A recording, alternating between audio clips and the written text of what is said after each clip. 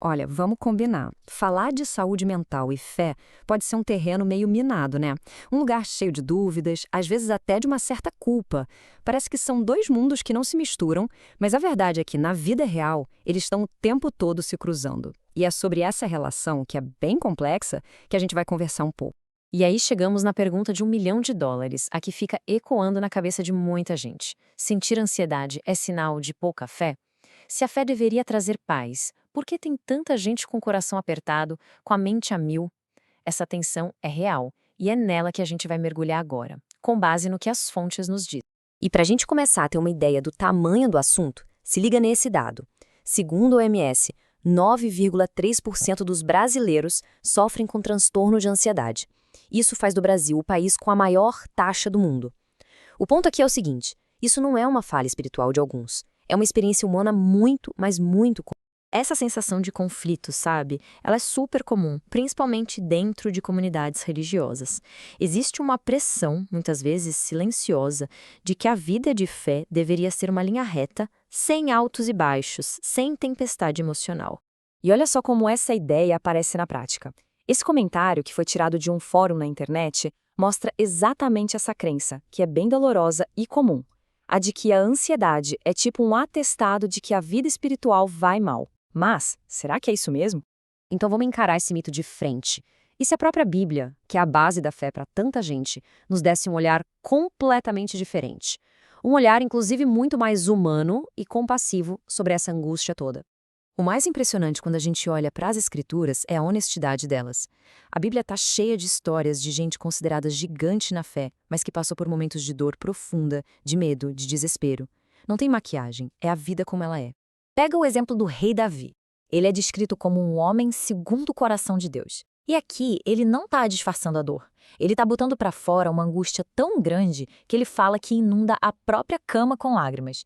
Isso não soa como falta de fé, soa como uma fé brutalmente honesta no meio do caos. Esse aqui também é muito forte. O profeta Elias tinha acabado de ter uma vitória espiritual espetacular e logo em seguida ele desaba. Ele está exausto, com medo, a ponto de pedir para morrer. Isso mostra que a nossa vulnerabilidade pode aparecer justamente quando a gente menos espera, e isso não apaga a nossa fé. E para fechar, o exemplo que talvez seja o mais definitivo de todos. O próprio Jesus, no Getsêmani, falando de uma angústia avassaladora.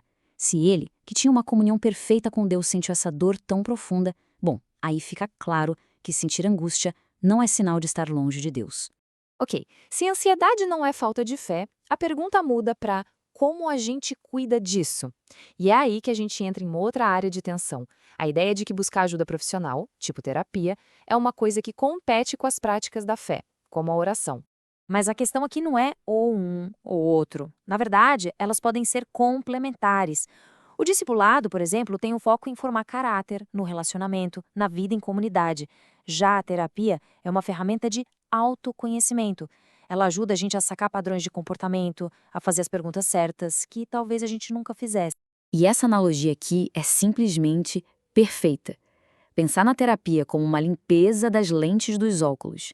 Ela não cria a visão, não substitui a fé.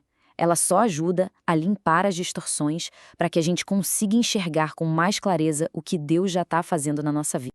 Então, além de olhar para o problema de um jeito novo, que ferramentas a própria fé pode oferecer para o cuidado no dia a dia?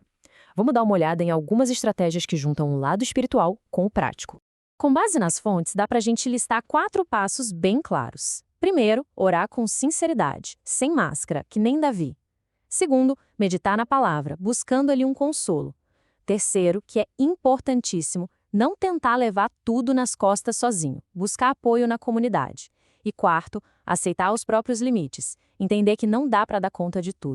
E para reforçar aquele primeiro passo, esse versículo aqui de Filipenses é um convite direto, transformar a inquietação em oração. É uma instrução prática, sabe? Entregar as preocupações para Deus. Não como um passe de mágica, mas como um exercício, um ato de confiança. Agora, vamos ampliar um pouco o foco. Se a comunidade é tão importante, como ela tem lidado com essa questão? E mais especificamente, como estão as pessoas que lideram essas comunidades? Existe aquele mito de que líder espiritual é uma rocha, imune a esses desafios.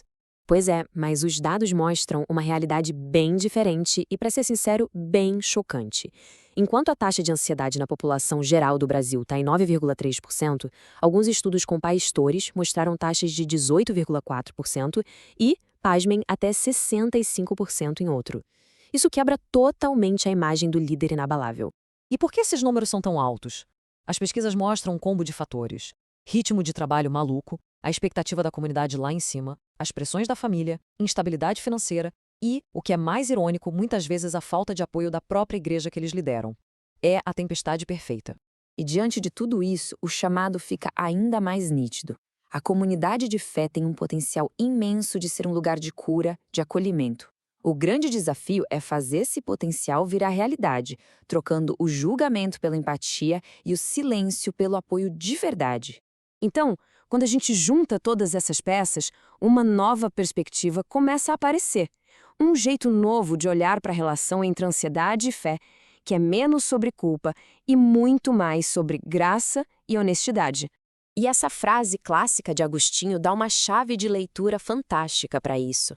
E se essa nossa inquietação, essa ansiedade, não for só um problema para resolver? E se ela for um sintoma de que a gente está buscando algo maior, um sinal de que nosso coração foi feito para um tipo de descanso que o mundo não oferece? E a gente termina com essa provocação para pensar. E se, em vez de ver a ansiedade como um muro que separa a gente de Deus, a gente começasse a enxergá-la como um convite? Um convite para largar as aparências, para buscar ajuda, para depender mais de Deus e das pessoas, e para descobrir uma fé que é forte o bastante para abraçar a nossa fragilidade.